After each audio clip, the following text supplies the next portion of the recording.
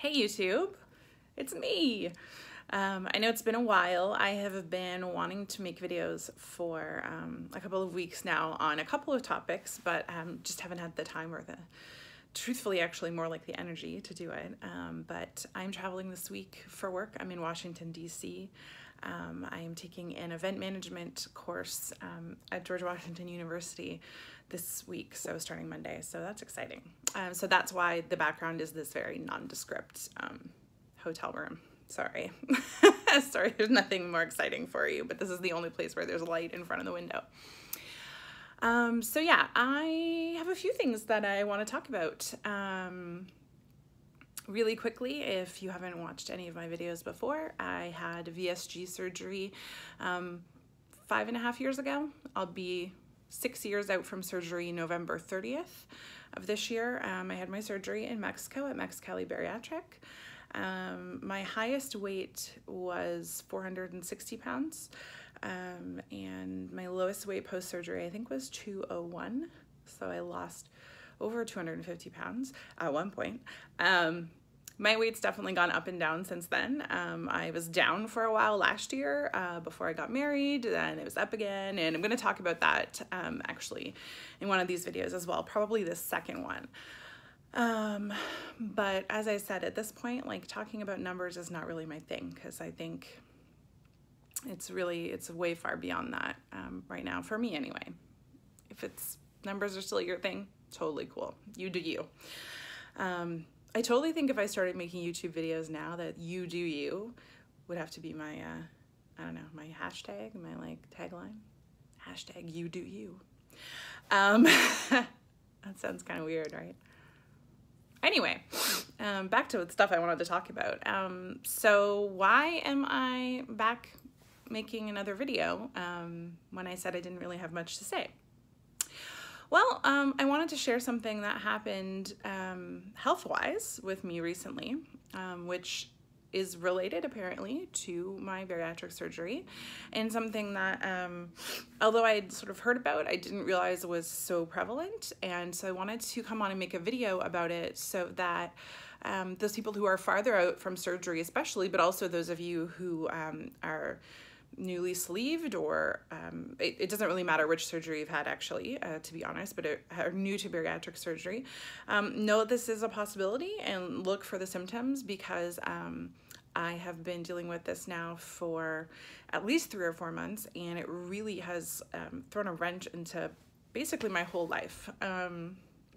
So without further ado, because I don't want anyone to think it's anything super crazy serious, what happened was I developed a very severe iron and B12 deficiency, and I will sort of explain the background there, but what you do need to know, if you don't want to watch any further in this video, is that it is very common for that to happen years after bariatric surgery.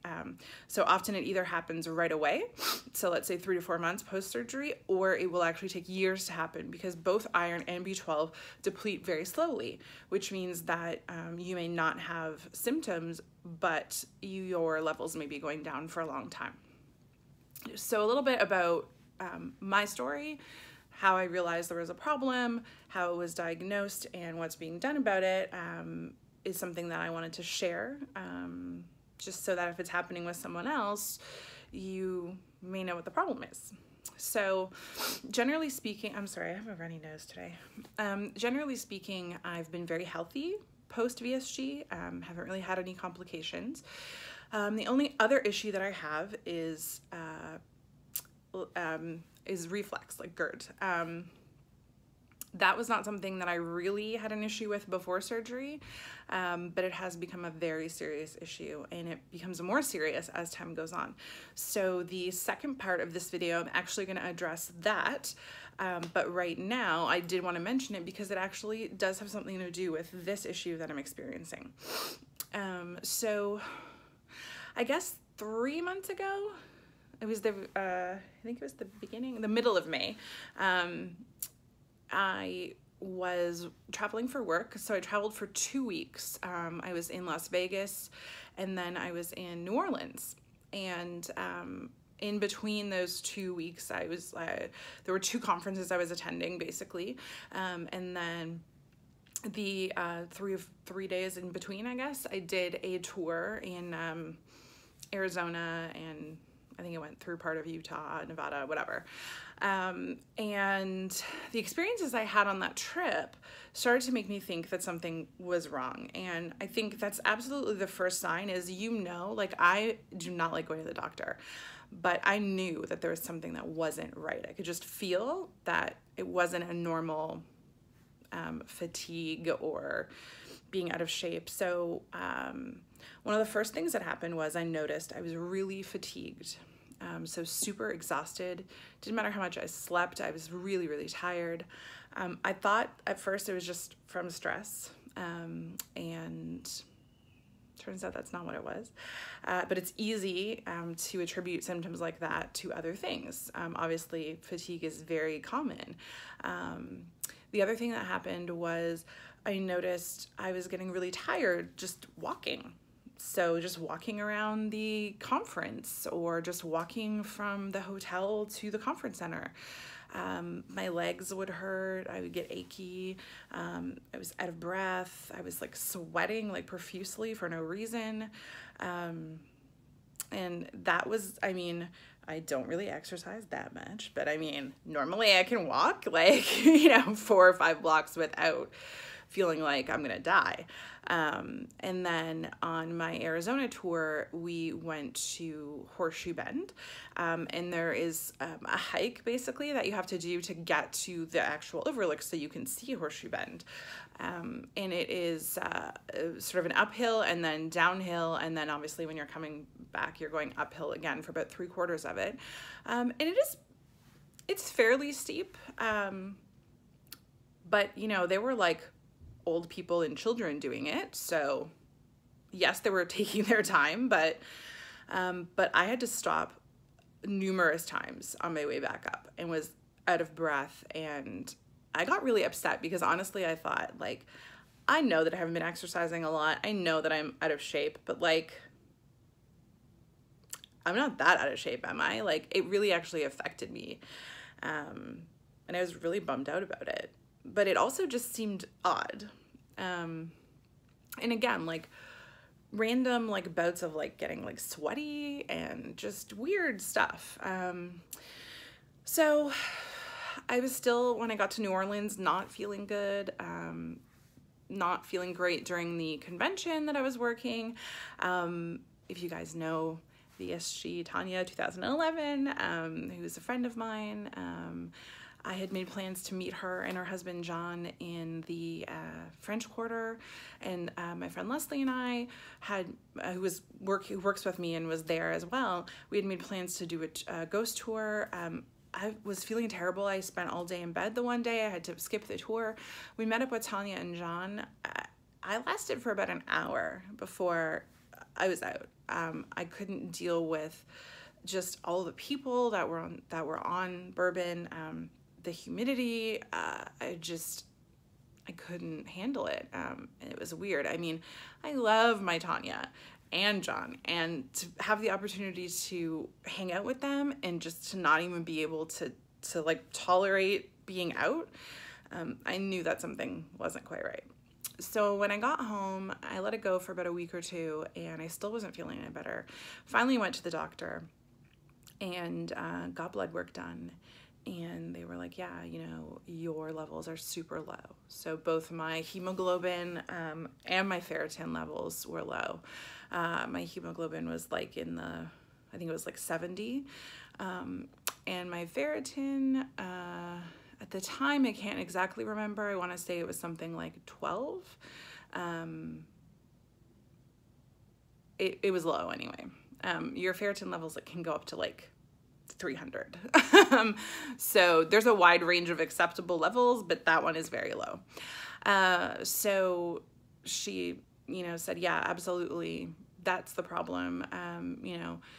Go ahead, start taking iron supplements, which I had not been taking, because I didn't feel that I needed them.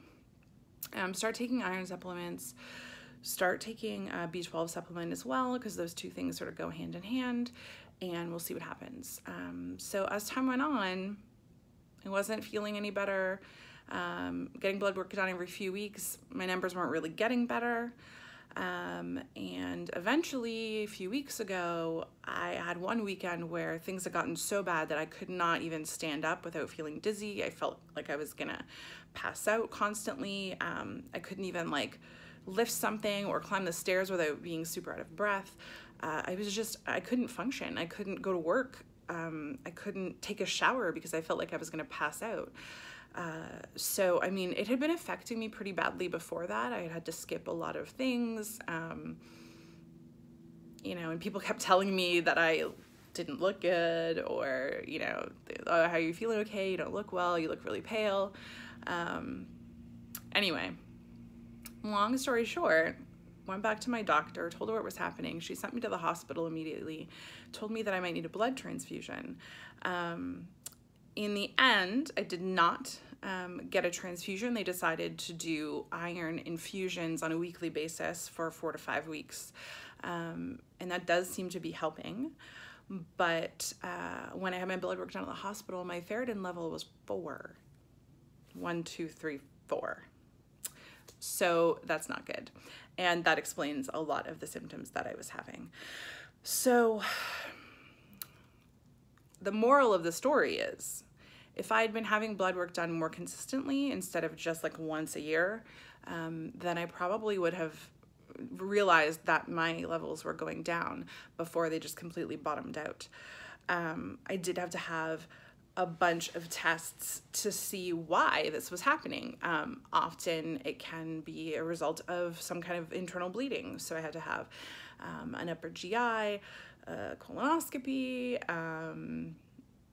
like a 45-minute ultrasound, which apparently showed I have a couple of gallstones, which I didn't know, but that was it. No internal bleeding, nothing pointing to why this was happening. I have to say that I felt from the beginning that somehow this was all related to my surgery, to the fact that I had this reflex issue and that I had been getting worse and worse lately. And so when I was in the emergency room, I ended up seeing the internal medicine specialist, and he went through everything with me, and he said that his best guess, and he said, again, it's really difficult to determine for sure, his best guess for why I was having an issue with absorbing iron was both the fact that even though I had had a VSG, and it doesn't actually change your intestinal tract, that just the general change to my intestinal system may be causing some issues, but also that I may be having an issue with the lining of my stomach and with the amount of acid, because I'm taking a high dose of PPI. I take Nexium right now. I take about 80 milligrams, which is like 4 times the dose of like a over-the-counter version. I think it's actually 4 times the extra strength over-the-counter version dosage. And that's just to control my reflux so that it doesn't become an issue. So he told me he feels that it's absolutely related to that. And so interestingly enough, I had been looking into some various things that I could do to try and make the reflux better and to get off of PPIs in general, because I've heard nothing but bad things about the results of taking PPIs for a long time. So things like Nexium, Prilosec, all those types of drugs. PPI is a proton pump inhibitor. That's what that means, and that basically is an acid reducer. So the fact that iron apparently needs that acid to be able to break down properly is part of the reason, at least, that they believe that I'm having this issue.